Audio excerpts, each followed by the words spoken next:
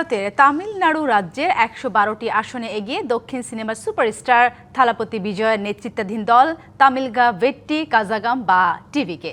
থালাপতির দাবি, একাই সরকার গঠন করতে পারবে তার দল। সমর্থকরা বলছেন, তামিলনাড়ু শাসনের ভার এখন অভিনেতা রাজনীতিক বিজয়ের হাতে। আর কেরালায় ৮৯টি আসনে এগিয়ে আছে ইউডিএফ। আসামে ১২৬ আসনের মধ্যে ৯৯ আসনে এগিয়ে বিজেপি। পদুচেরিতে এনডিএ জোট এগিয়ে রয়েছে ১৫টি আসনে। வாங்க வாங்க மிஸ்டர் விஜய் ராஜேந்திரன். என் அப்பாவுக்கும் உங்களுக்கும் என்ன ப்ராப்ளம்னாலும் நம்ம அப்ப நான் ஒன்னு சொல்றேன், அப்படியே போய் அவனுக்கு சொல். এই মামে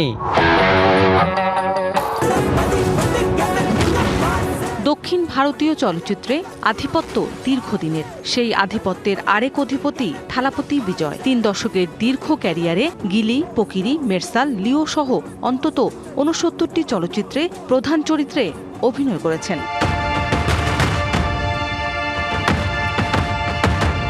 হঠাৎই সিনেমা ছেড়ে রাজনীতির মাঠে দক্ষিণী সিনেমার এই সুপারস্টার। রাজনীতিতে প্রবেশ ২০২৪ সালের ২রা ফেব্রুয়ারি। গঠন করেন তামিলগা ভেট্টি কাজাগাম টিভিকে।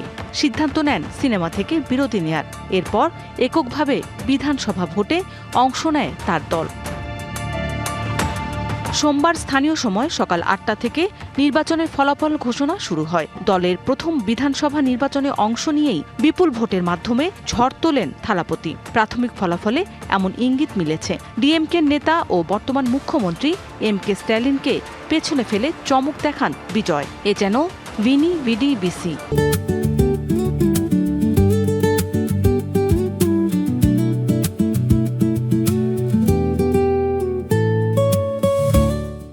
এলেন, দেখলেন, জয় করলেন।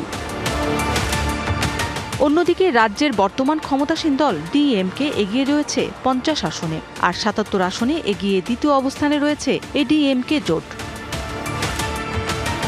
বিশ্লেষকদের মতে এবারের ফলাফলের ওপর থালাপতি দলের রাজনৈতিক অভিষেক ও দলের ভবিষ্যৎ অনেকটাই নির্ভর।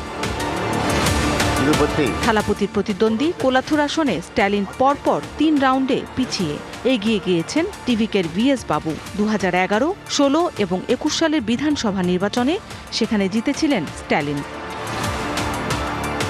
দশকের পর দশক ধরে ডিএমকে ও এআইএডিএমকের দ্বিপাক্ষিক আধিপত্যের রাজনীতিতে বেশ কিছু নতুন দল বারবার প্রবেশের চেষ্টা করলেও তেমন সাফল্য পায়নি। তবে এবারের নির্বাচনে থালাপতি বিজয়ের পাকাপোক্তভাবে রাজনীতিতে প্রবেশ সেই চিত্র বদলে দিয়েছে।